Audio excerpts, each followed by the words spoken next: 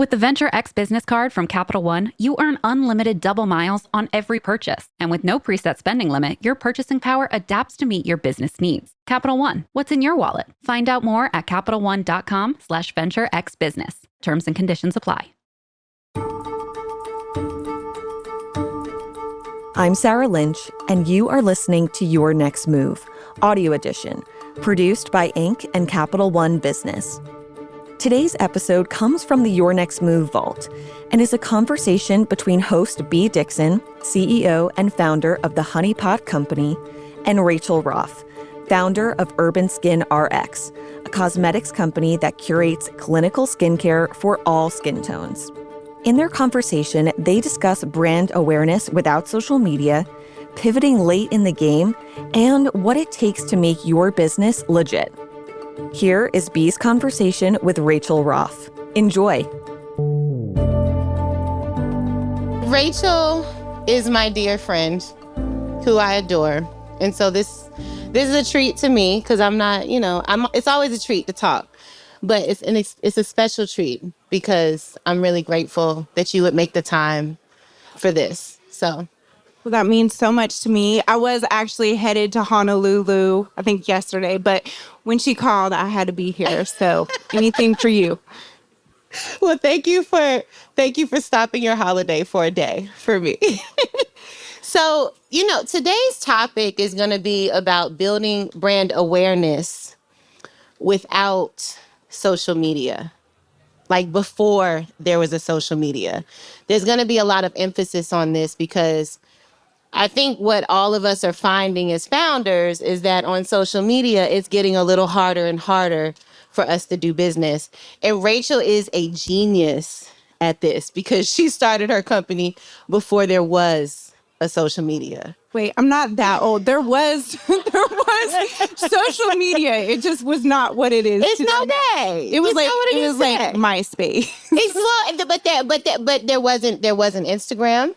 There wasn't Facebook. And when I think of social media, that's what I think of, right? And so, especially for companies. So I guess the best way I think we should get started is to tell people about exactly what it is that you did before you were starting Urban Skin RX. So I actually started my company at the age of 24. I was a licensed medical esthetician in Charlotte, North Carolina. And maybe after a year of being in the industry, I noticed that there was a large disparity in an industry that I really cared about, which was clinical skincare, skin and laser treatments that were safe and effective for all skin tones, because the industry traditionally had really only been geared towards and catering to white women, to be honest with you, especially in the South. So I decided I wanted to open a medical spa. So I opened Urban Skin Solutions Skin and Laser Center in 2006. And that was what I was doing, ready to change the world. You definitely were ready to change. Ready to do it, yes. So when you got started, were you just passionate about it because you were constantly running into humans that... Yes. So when I first decided I wanted to be an esthetician, at a very early age, I struggled with my appearance, a lot of skin issues, weight issues. And initially, I grew up in California. And so I came from a pretty liberal background. Skin was just skin. I never thought I would need to specialize in treating or making it be known I knew how to treat deeper skin tones. And so when I moved to Charlotte, North Carolina, which was even less diverse than it is today, it was very segregated, 15, 20 years ago, it did seem like time and time again, when I was going to school for aesthetics, it was just always known that there was very limited education towards how you could practice more corrective treatments on deeper skin tones because people were so scared of burning them. But there was always this notion like, there's not a lot of business out there. Like, that's not going to be who your consumer is. So kind of don't worry about it. And when I got my first job being an esthetician, it was for a chiropractor who I think just opened a med spa because he thought it was going to be easy money. He had no idea what he was doing. He opened his med spa in an office park. So he had no signage on a main road. He had zero marketing budget, and he bought a laser that I don't even think he realized was safe for deeper skin tones. And through a training, I realized, wow, this man invested in one of the few lasers that actually can safely treat darker skin tones. And so I started doing some services on myself and my friends, and I had a very diverse group of friends. And I just started thinking like, gosh, there's a whole population around me that really is being ignored. And so I convinced the guy, well, actually, first I started printing flyers, which we will get to in terms of some tactics. I think that we all have to get back to outside of falling into thinking social media is our biggest tool to grow our businesses. But I printed all these flyers of before and after pictures and hit up every salon and barbershop in Charlotte. And especially walking into barbershops as a woman is very intimidating. But that's what I did. And the guy realized I was getting him some business. And so he's like, what else could we do? I'll give you $1,500. I was like, I think we should go on the radio on like a local, R&B station or something that has a more diverse audience and offer laser hair removal that's safe for all skin tones. And it started to work. And I knew the guy did not care. He was just like about the money, which is fine. I care about money too.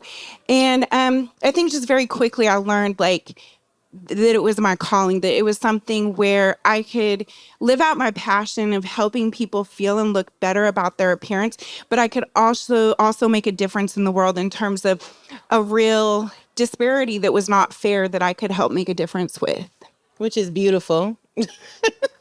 So you were making him a lot of money, essentially.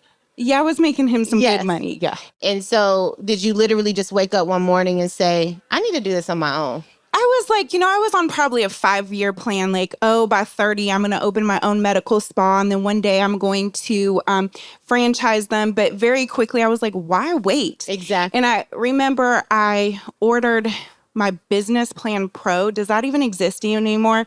It's like a software system which has all these templates of different business plans, and I found like a spa type of business plan and I made edits to it, and then I hired a bookkeeper. I couldn't even hire an accountant who was like going to school for accounting, and we plugged in numbers of like worst case scenario, best case scenario, and I figured out really how much money it was going to take if I did the worst case scenario to really make it. And within 6 months, I opened up a medical spa. Wow. So you pitched this to your, exactly. Round of applause, everybody. But you pitched it to your parents. Yes. Right? So, this is something I always want to be really honest about. So I went to a bank with this like 50-page business plan. Felt like I had everything they needed to get this, $200,000 loan. And they're like, can we see your credit? To guarantee the loan. And I showed them the credit, which was non-existent. It wasn't bad or good. And so they were like, we're really sorry, ma'am.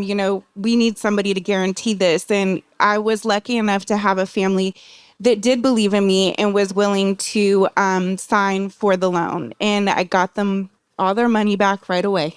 That's incredible. Yep. So you get the money, you open the spa, you find the place. Now, her guerrilla marketing skills, you guys, is ridiculous. So you talked about a couple things. You talked about the radio, you talked about printing off flyers, but it had to be more to it than that.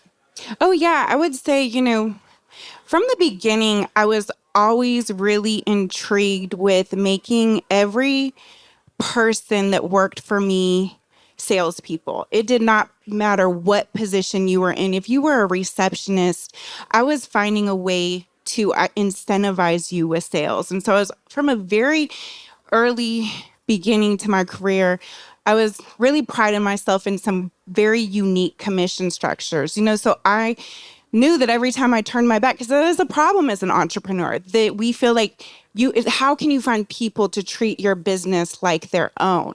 And, the person answering the phone, that is the first impression that people get. And the last thing you want to do is have some dumb receptionist that does not care about your business. And that was something that, was really important to me was finding a way to make everybody a salesperson. I mean, I would have contests over, I would invest in business cards with people's names on them, and they would write, their name on the back. And any customer who turned that, of course, the business card would have an incentive for the customer. So, hey, if you see somebody, you hand this out as $25 off. And when people would bring them in, I would give them 5% of their first service. And all those type of techniques, I think, really did end up paying off. This is the original influencer. Yes. The original affiliate program. Yes. I love it. So this is incredible to me. So what were some of the challenges that you found yourself, because you went for it. You talked to your parents, you went to the bank, you got the loan, you had a little bit of experience working for the chiropractor. What were some of the issues or brick walls that you found yourself running into that you didn't expect with a brick and mortar? I think operations for me has always been a struggle, still is even outside. So if you learn more about me now, I'm no longer a brick and mortar business, and I shifted to a retail-based clinical skincare line sold in like massive retail spaces. But with the brick and mortar, you are only making money when you're open. Right. And, how do you really optimize bringing in that revenue when you are stuck to those very specific hours, as well as geographical location? Luckily, because I had a specialty business that was so rare, I did have people drive in from faraway places, but that definitely was a struggle of like feeling like I could never reach people the way I wanted to off of a standalone brick and mortar. Yeah. Yeah. But were there any challenges around, like when you took the loan out, how long did that last you? I was really good at making my money last. I mean, I'm bootstrapped for years and years and years. So Until recently, really? yeah, I did not take an investment until 2 years ago. And so it took roughly, 15, 16 years. So I never had another loan or anything. That's incredible. So I actually want to go to our polling question. Do you all think that it's possible to launch a brand in today's world without social media? And that's a yes or a no question, which is going to be for our audience online, as well as I see everybody here shaking their head yes or no. And then I have an audience question from Nina Taylor. She says, if you do only one thing with a small marketing budget, what should it be? Find out where your customers are and be there. Immediately invest in a tool to know who your consumer is and try to get in front of them as much as possible. Be where the customer is. And what were some of the ways that you did that?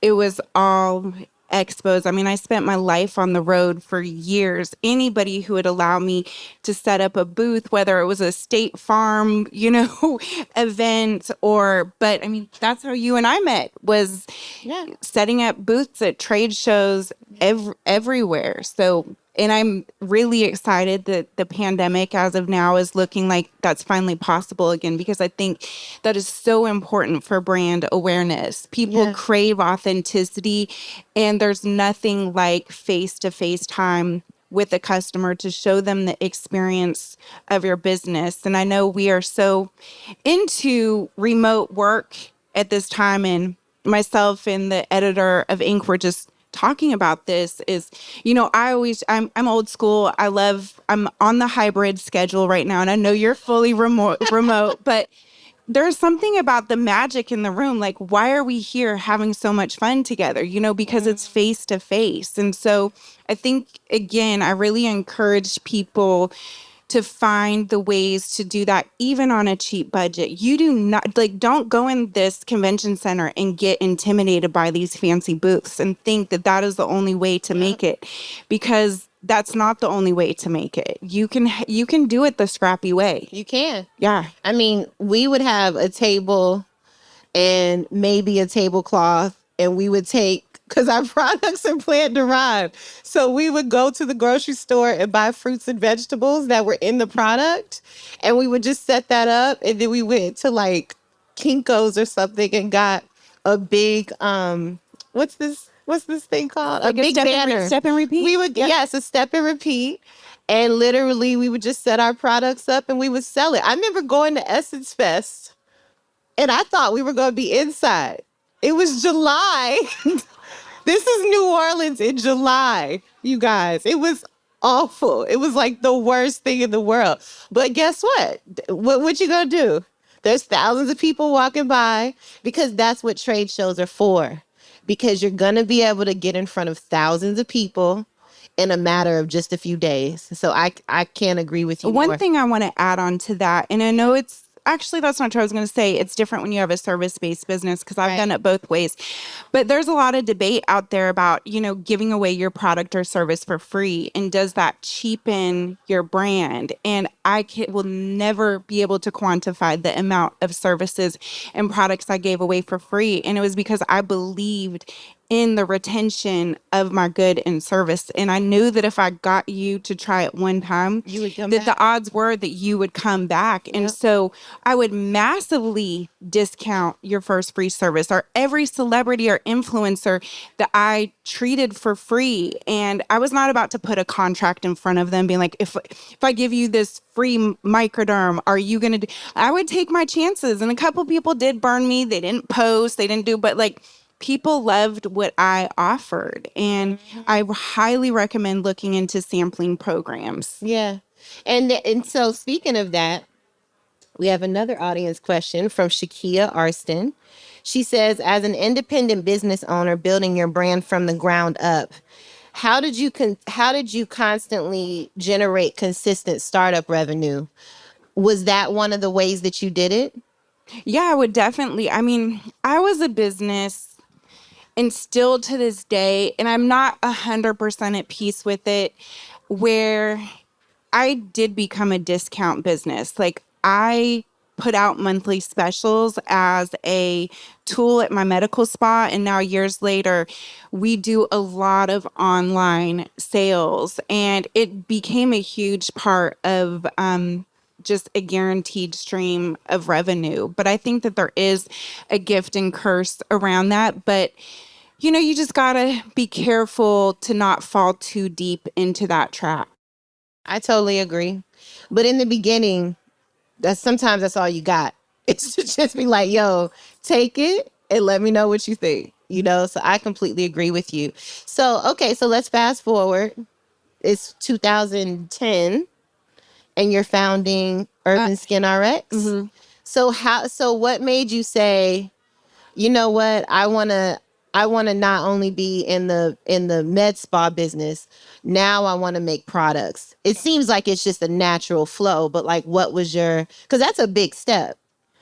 Well, really, Because you're really running two companies. yeah, it was never actually with a goal of becoming this like global brand. It was really strictly because I was not finding the products and formulas that I needed for my customers. It seemed like I specialize in hyperpigmentation, which is dark spots, which is very common with deeper skin tones. Although all skin tones suffer from uneven skin tone, it's more prominent in skin of color. And it seemed like every skincare line had one or two products, but not the full assortment. Plus, if I found a product I liked, it was always like, but if it had this ingredient, it'd be that much better. So I did that. And then I also thought of, well, why carry everybody else's products? Because they can just go to, their local med spa, and pick those up. And if they feel like these are unique to me, they're going to be forced to come back into my business to repurchase them. And then maybe they'll make an appointment for Botox or for a facial, or it's also a form of branding. When it sits on their bathroom counter, it's reminding them of my business. And then very organically, it grew. I started treating a lot of celebrity clients, and they would get my products and they would post them on social media. And I'm like, I guess we need a social media. Right. And so I got a social media, and then people started calling and being like, oh, I saw this person with your product. I want to buy it, but I live in Texas. And so Then we created a website. And for years, we were one entity. We were not two separate companies. I had my receptionist shipping our products. It was one phone line. And I actually really did not make the skincare line a priority until it was like, and this sounds crazy. It's such a blessing, but it was like the revenue finally like slapped me in the face and was like, this is possibly going to be way bigger than my medical spas. I can't keep telling the receptionist, oh, don't worry about shipping the products, worry about other stuff. So it just very kind of organically happened. And you finally went and got a fulfillment center. I will never forget the day I got a fulfillment center. So we had this little makeup area in my lobby that we would do makeup. And we quickly learned we weren't making a lot of money off of makeup. So we would package products, and we got this like screen to pull down from IKEA. But you would hear the tape going. And I'm like, this is not a spa environment. But I'm like, I'm not getting a fulfillment center until we hit 1,000 orders a month. Like that was my goal. Which is a good mantra. Yeah, I'm very much like same thing with social media. I ran our social media until we hit 100,000 followers. I'm like, I'm not hiring somebody until we hit 100,000 followers. And in full honesty, there's many times in my business where I've ran social media again, but yeah, it was 1,000 orders. We're going to take a quick break and be back with more from Bea and Rachel.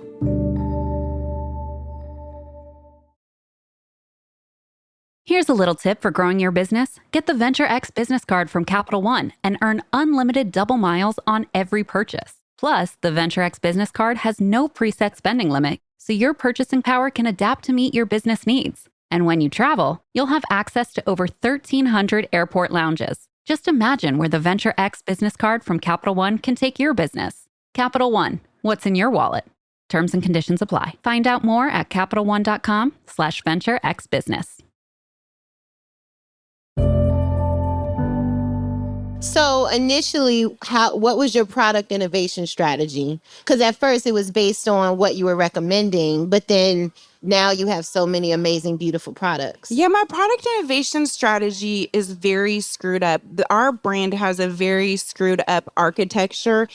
And at least you're honest. No, and it comes from not having the goal of wanting to go in retail. And I look at my competition today who, gosh, I mean, some of my friends who were like more of the OGs, is like you look at these brands that have like the tech funding, and like people know that beauty, especially over the last couple of years, is such a giant billion-dollar industry that people are naming products off of literally like SEO like words and like, and I have products with like such similar names and products with such similar formulas. And now that they're in retail, it's like a lot of undoing the lack of like strategy that I thought about, because I was just like, what's a good name? I'll call this Super C Brightening Serum, and like didn't run trademark searches. But I can't really second guess that, because I feel like my passion for just wanting efficacious products that did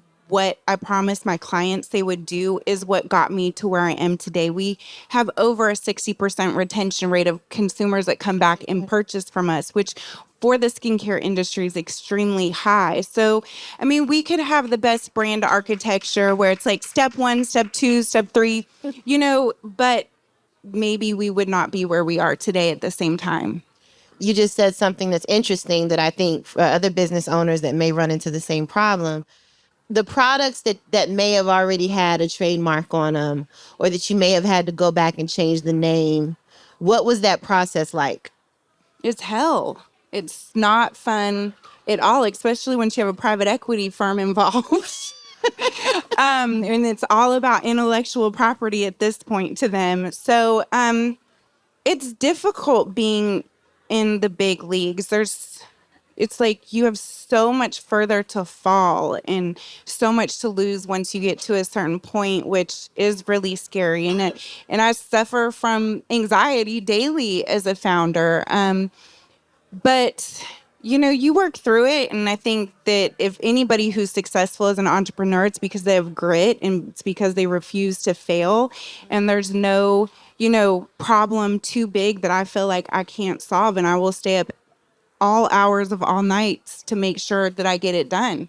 So when you do it, are you working with I'm working with a trademark attorney, and I'm Okay. working with my brand marketing team and product innovation to figure out what is a better name, or like if we have a trademark infringement on another brand, how can we reformulate the product to be as close to what it was and be transparent with the customer, because in today's day and age there is no hiding things from customers. They will annihilate figure it you. out. Yeah. So, we are in a day of age. And where- annihilation is a thing. Totally. And you have to be, I think it is so important as a brand. If you screw up, do not try to hide it. Like, take it face on. Be responsible. Yeah.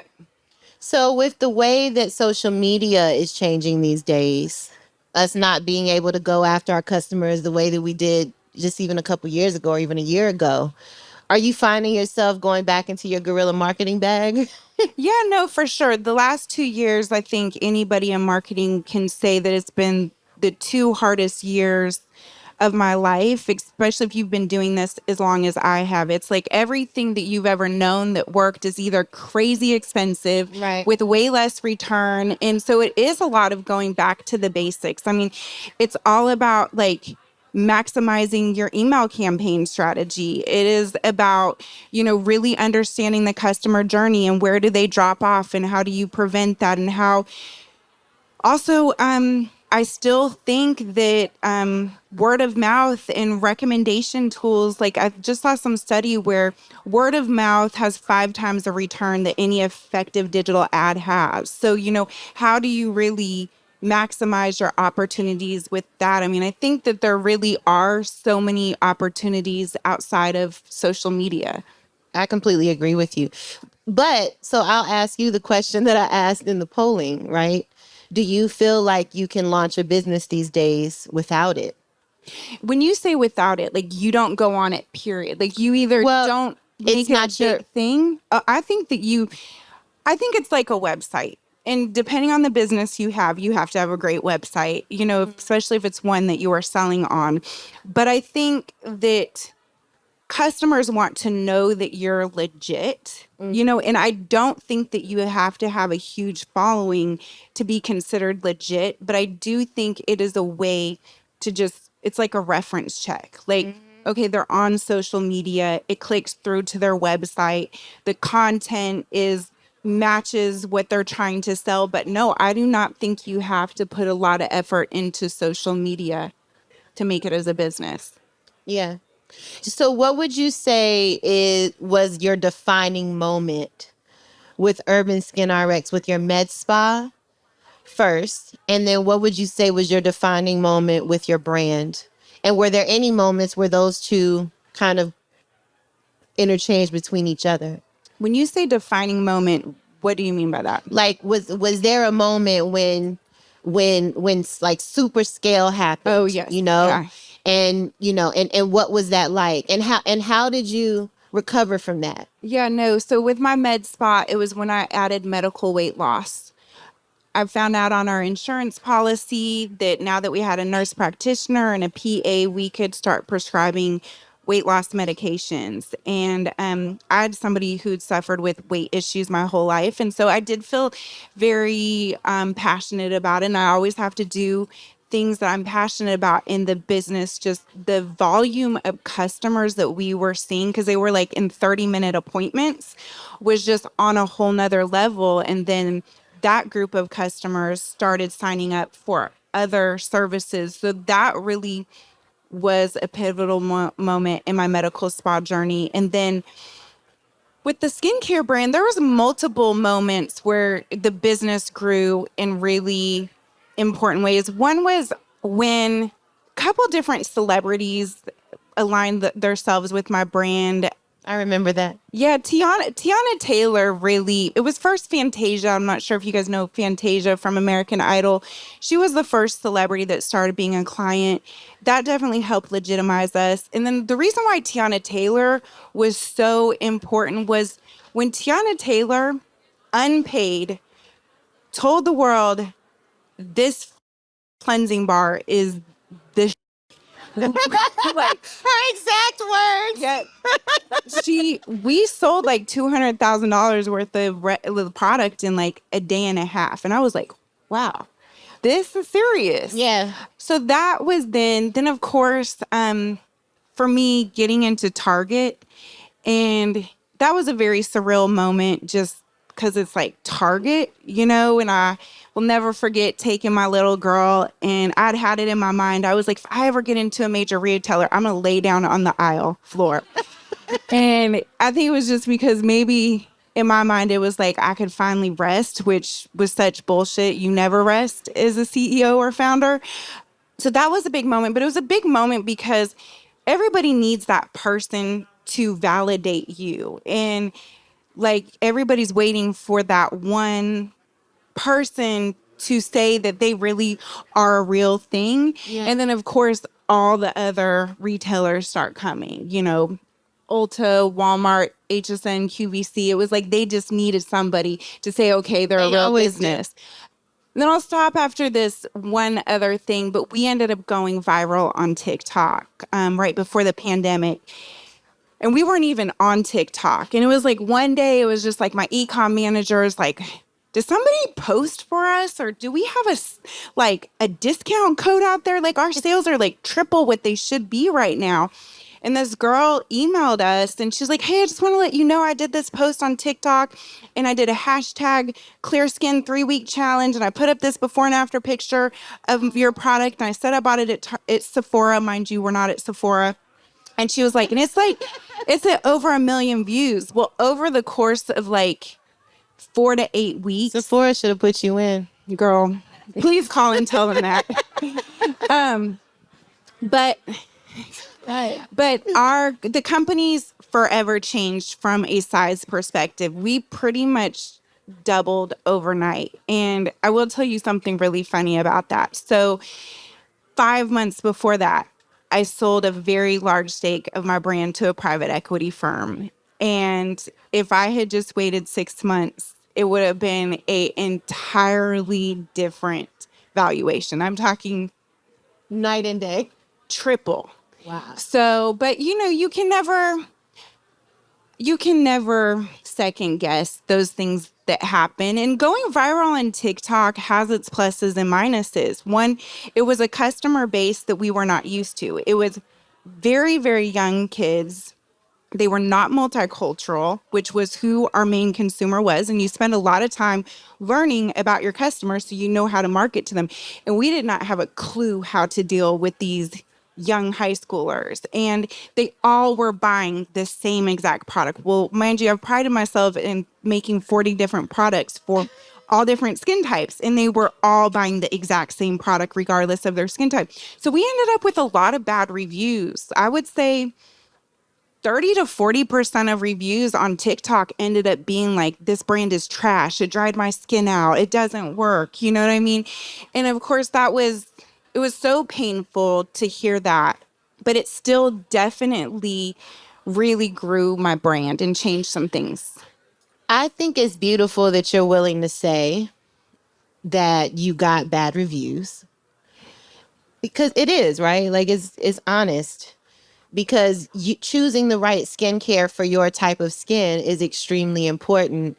So how does a brand, because I'm sure there's many humans in this audience that have brands, how does a brand come out? Like what do you do how do you manage that? So it's really funny. I actually just did a campaign leaning into some bad reviews. So our number one selling product is our Even Tone Cleansing Bar. And it's either life-changing or it dried my skin out. There's no in between. And so I just launched our Even Tone Gentle Gel Cleanser, which is very similar formula, but in a gentler form in a gel. So on social media, because we very much put a lot of time into social media, despite what I'm telling you, that we ended up posting like, we've been hearing these bad reviews for years, so we got something for you, and people love that transparency. And it's actually, we sold out of the product within 2 weeks. Wow. That's amazing. So I actually have another audience question from Audrey Frazier. Have you ever had to completely retreat from a decision you made, committed to, and devoted resources to? The second part of that was it difficult to admit the mistake, which I think it wasn't, and make steps toward corrections, and how did you overcome it? Well, I would just recommend everybody to get on my Glassdoor because if there's one common complaint about me as a founder is that I change my mind too much. And it is something that I have struggled with is pivoting from a plan. I always feel like the CEO has a bird's eye that not everybody has to exactly what's going on. Plus, you, as if entrepreneur and founder, you have this instinct, you know what I mean, that is very hard to articulate and quantify to a lot of people. And the bigger your brain gets and the savvier people you get on board, the more they want the data and analytics and the KPIs and like to quantify every decision you make. And that's just not me. I get something in my mind where I'm like, I know that this is wrong, or I know that the campaign needs to be renamed this. So something I've really struggled with, and I think that although I'm not entirely capable of changing, one thing I'm trying to get better at is explaining myself to my team rather than just being like, this is what I know we need to do and let's just do it. Really explaining to them all the different things that is leading me to have these feelings and this intuition to try to do the best I can to get them on board. Yeah. Yeah. And so, but I feel like you're doing it because you're so focused to awareness. You're so focused on how your products are going to communicate to the humans that you're serving, so, but when you're making those decisions to pivot, is it once everything is already kind of taken care of sometimes? I had this sunblock that, I've prided myself for 10 years. I've tried to create a 100% mineral sunblock to go on sheer on the deepest of deep skin tones. And when I'm talking about deep, I'm not just talking about brown. I'm talking about deep skin tones that are sometimes rare in this country to be seen. And the production, like I proved the samples. This was a process that went on for years. And the final product that showed up was not as sheer as I had approved it to be. And we had put together a whole entire campaign that said no white residue. Like it was like 0 white residue. And there was residue. I felt like it was much better than the majority of products, but I did not feel like I could look at every single person in this world and, look them in the eye and say, I guarantee you will have no white residue left on your face. And so I pissed off my team, but I printed stickers to go over the part on the unit carton that said no white residue. I redid digital ads. This was all in the final hour. It went like sheer on diverse complexions rather than no white residue. And they were pissed off. But that speaks to how committed you are to your customer. It's hard for people to understand what has to happen in the back end as a founder, because if anything happens, they're looking at you, they're coming for you. And so I have a personal question to ask you. With you being a Caucasian founder, what is it like when the human that you're serving is typically a human of color? What is that like professionally? Right? Because I understand why you do this. You do this because you love it. You're passionate about it. And you saw a white space that was not being served and you wanted to serve it. But humans aren't always easy on founders. And so what's that like in your work world and then in your personally? Well, it's definitely changed as my company's gotten bigger. From day one, when people would walk into my medical spa, I would be questioned, down to what do you know about black skin? Or you're white. Some people would say it really nicely, hey, just like, with hair texture, Yeah. I might go to somebody and be like, hey, do you commonly deal with my hair type? And I think that there's a way to say anything. And I was asked all the, and I would always try to, let them know, like, look, it's all about education and experience. Like, there's plenty of male gynecologists out there. Do you want to go to somebody who has your same skin tone, or do you want to go to somebody who is educated and experienced in dealing with it? And honestly, with that answer, 99% of it went away. Plus, they were meeting me in person. And you can feel the vibe. You can feel who the person is. But it has really changed. We are a big brand. It's with your products, they're not meeting you in person. No, not at all. And people have unfortunately, created some really hurtful narratives about myself and the company that on some days make me, not want to get up and do what I do. Yeah. And that is why I want to get off social media. That's why I want us all to boycott social media, because it's a tough place to be. Yeah. But you can't though. No.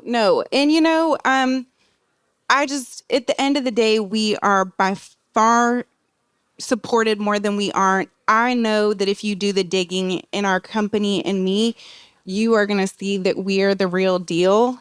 And I know that people face this adversity in companies, outside of race. Like, founders and people in the public are always going to be challenged, and that just goes along with being successful. I don't know, did I answer your question? You absolutely did, but I wanted to ask you that because it's a real thing. Yep. And people can be unkind. To me, skin color does not matter. We're the human race. We're not races of humans, right? We've just been conditioned to be this way and think about race first. But I know you, obviously. I know how much you love this work. And, and so I wanted to ask, because I know somebody here was probably thinking it too, right? And that's okay to think. I think that it's normal. But I just wanted to know, because we don't often get to talk about how it makes us feel. Yeah, no, for sure. I mean, I feel like if everybody in the world chose to ignore issues that did not affect them personally, like, where would we be as a race and as humankind, But whenever you are trying to do great things, you're going to be challenged, and it is what it is. But there is a human factor, and it's hurtful at times, for sure. It is. Well, unfortunately, sister, we have to wrap up. Oh, love this so much. I could have talked to you for hours, and I am incredibly grateful for your time and for your energy. That's all for this episode of Your Next Move. Our producer is Matt Toder. Editing and sound design by Nick Torres. Executive producer is Josh Christensen. If you haven't already, subscribe to Your Next Move on Apple Podcasts, Spotify, or wherever you listen. Your Next Move is a production of Inc. and Capital One Business.